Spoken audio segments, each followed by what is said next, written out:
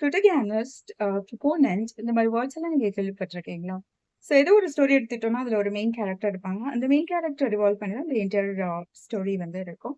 So அந்த main character நம்ம புரோட்டோகானிஸ்ட் அப்படின்னு சொல்லுவோம். ஃபார் எக்ஸாம்பிள் நம்மளோட நியூ டெஸ்டமென்ட் ஹோலி பைபிள்ல எடுத்துக்கிட்டோம்னா, எல்லா சாப்டர்ஸுமே வந்து ஜீசஸ ரிவால்வ் பண்ணி தான் இருக்கும். ஸோ ஜீசஸ வந்து நம்ம புரோட்டோகானிஸ்ட் இன் பைபிள் ஒரு நியூ டெஸ்டமென்ட் அப்படின்னு நம்ம சொல்லிக்கலாம்.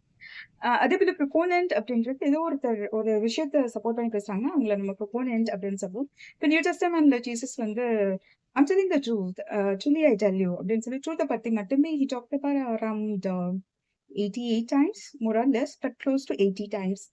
ஸோ அவர வந்து ப்ரொபோனன்ட் ஆஃப் ட்ரூத் அப்படின்னு நம்ம சொல்லிக்கலாம். ஸோ நீங்க சைக்காலஜிஸ்ட் தானே, இதெல்லாம் எதுக்கு நீங்க சொல்றீங்க அப்படின்னு ஒரு சிலருக்கு தோணலாம். ஸோ நம்ம ஏதோ ஒரு விஷயத்த லேர்ன் பண்றோம். அது சின்னதோ பெருசோ, ஆ புதுசா ஏதோ ஒண்ணு லேர்ன் பண்றச்ச நம்ம என்ன ஆகும்னா, நம்மளோட பிரெயின்ல ஒரு புதுசா ஒரு நியூரல் கனெக்ஷன் வந்து ஃபார்ம் ஆகும்.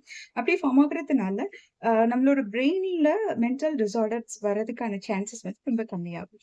ஸோ நான் உங்களோட பாசிட்டிவ் சைக்காலஜிஸ்ட்.